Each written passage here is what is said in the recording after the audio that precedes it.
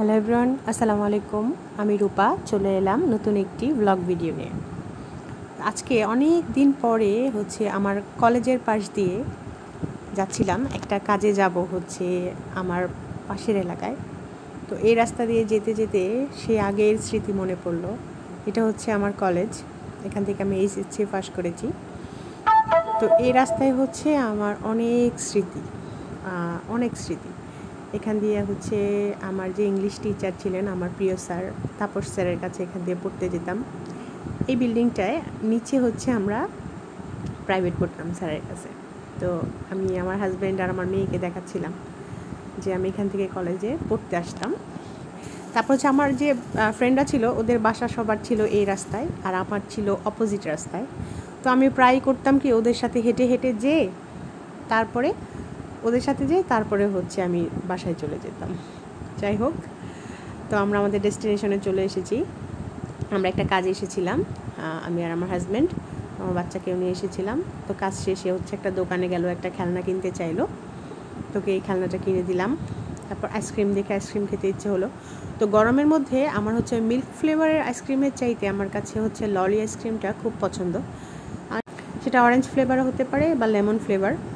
এই দুইটা আইসক্রিমই আমি অ্যাকচুয়ালি গরমের মধ্যে খেয়ে অনেক আরাম পাই, অন্যগুলো গরমের মধ্যে খেয়ে আরাম পাই না।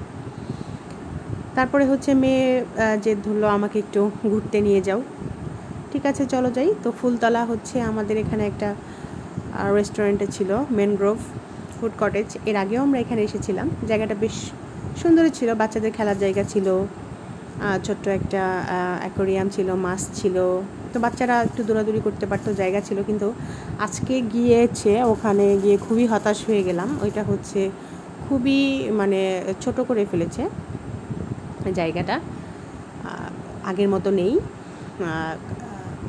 সব কিছু, একজন মানুষও ছিল না, আমরা তিনজনই শুধু যে হাঁটাহাঁটি করছিলাম।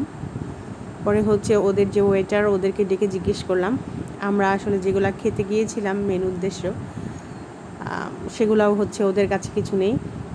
ওদের এখানে শুধু এখন কফির সাইডটা আছে, কফি, ড্রিঙ্কস, লাচ্ছি, এই টাইপের কিছু খাবার আছে। আমরা যেটা খেতে চেয়েছিলাম আসলে সে টাইপের কিছু নেই। তার মধ্যে প্রচুর গরম ছিল, ওদের এখানে কারেন্ট নেই, ফ্যান নেই, লাইট নেই, সব কিছু মিলিয়ে হতাশ হয়ে আমরা গিয়ে বাসায় চলে যাচ্ছিলাম। তারপর মেয়েকে একটু বোঝ দিলাম যে তোমাকে অন্য কিছু কিনে দিয়ে চলো, আরেকদিন আসবো আমরা অন্য কোথাও, ভালো কোথাও যাবো বলে। পরে রিক্সা নিয়ে, সন্ধ্যাও হয়ে যাচ্ছিলো, ওই যে চাঁদ উঠে গেছে সন্ধ্যা, এই জন্য বাসায় যাওয়াটাও জরুরি। তো আমরা রিক্সা নিয়ে বাসার উদ্দেশ্যে রওনা দিলাম।